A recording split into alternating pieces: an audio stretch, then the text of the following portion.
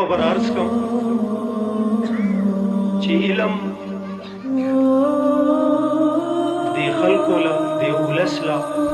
شعور ورکوي، د خلکو له پوهه ورکوي. علم د خلکو ته مینه، محبت، اخوت ښيي. همدغه علم مدرسه پیدا کړي، همدغه پوهه، همدغه علم په مدرسه کې زده کېږي، او دغه مدرسه مولا پیدا کړي، همدغه مدرسه استاد پیدا کړي. نو موږ له پکار دي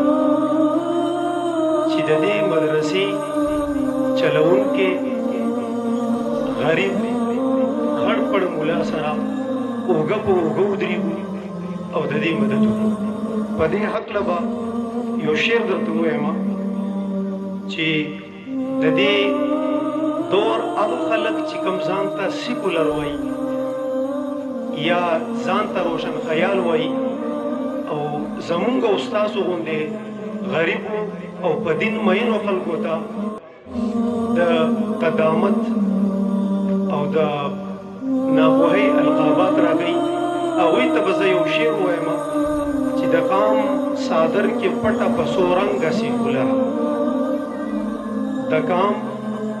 صادر کې پټه په څو رنګه سیکولره، د عقل نه خالي په سترګو ټپه په لاس پره، د خپل ګریوان بټنې دې لږ پرانیزه شمکوره، بیا وروسته په ملا پسې سپک وایه زناوره. نو او یو شعر به په استاز باندې ویم چې استاز څه ته وایي.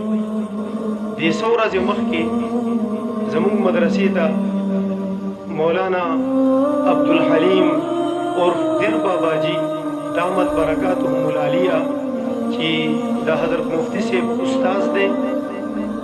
چې کله هغوی مدرسې ته رالل او حضرت مفتی صاحب هغوی سره ملاوېدل، نو زه حیران شوم چې حضرت مفتی صاحب په خپله یو شخصیت دی،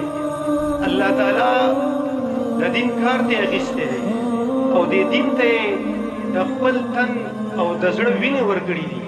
او د هغې په نتیجه کې الله تعالی یو مقام ورکړی دی.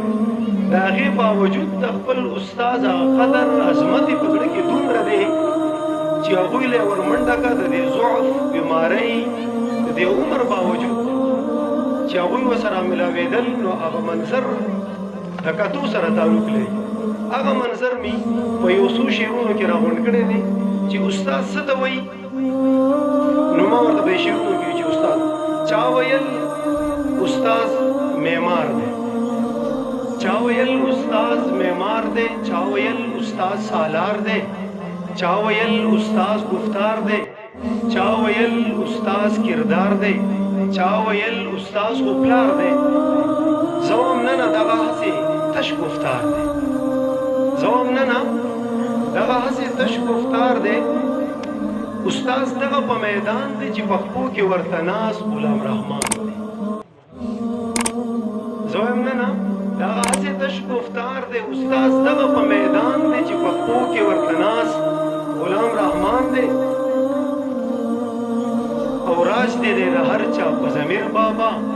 دیر بابا اے دیر بابا، راج دې د هر چا په ضمیر بابا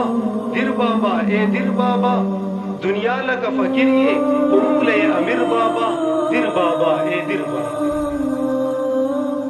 نوم دې خور دې په جهان بابا، د علومو پهلوان بابا، قربان بابا، جانان بابا، دا سنوام دا وای طالبان بابا، بس دومره درته وایم دا आवाज مې د ضمیر بابا دیر بابا اے دیر بابا. دا هغه د استاد چې کوم د استاد او د شاګرد ملاوېدلو، نو په هغې هکله مې دا یو څو شعرونه وویل. زه په دې خبرو اکتفا کوم او د زړه نه دغه دعا مې ده چې الله تعالی دې دغه مدرسه د علم مرکز وګرځوي او الله تعالی دې د دې نه د دین چینې روانېږي. هم په دغې الفاظو سره حضرت مفتي صاحب ته بلنه ورکوم چې دا مو شیخ، دا مو مرشد، دا مو رهبر دی، دا مو شیخ، دا مو مرشد، دا مو رهبر دی، دا زمونږ د همو د زړه سر دی. آبیاري د دین کوي ځان یې ورکړی خوشبویي ترېنه روانه مشک امبر دی بردباري او دروند خصلت یې له ازل دی دغه ګل د عبدالحق د باغچې ګل دی په دې کار کې شیخ غلام ورسره مل دی